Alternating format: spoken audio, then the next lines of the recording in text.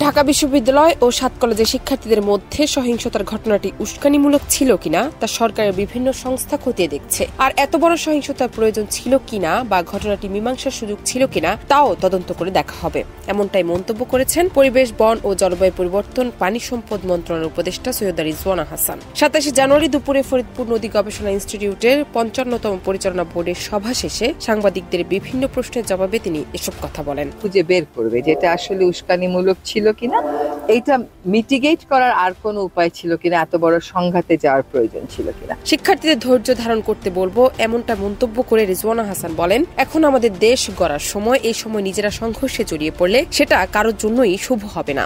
এখন যখন দেশ গড়ার সময় এরকম সহিংসতা সংঘর্ষে জড়িয়ে পড়ি, সেটা কারোর জন্যই শুভ হবে। তিনি আরো বলেন, শিক্ষার্থী সমাজের উপর আমরা অনেক ভরসা রাখি। দেশ থেকে যে ফ্যাসিজম চলে গেল এবং গণতন্ত্রের পথে যাত্রার সুযোগ তৈরি হলো, এজন্য শিক্ষার্থীদের আমরা সবসময় অভিবাদন জানাই। তারা যেন এই জিনিসটাই তাদের মনোজগতে রাখেন। গণতন্ত্রে যাওয়ার পথ এমনিতেই খুব কঠিন, তারপর আমরা যখন যাত্রাটা শুরু করলাম তখন কোনো আচরণের কারণে সেটা যেন বাধাগ্রস্ত না হয়, সেদিকে সকলকে খেয়াল রাখতে হবে। জান্নাত নিপু, দেশ রূপান্তর।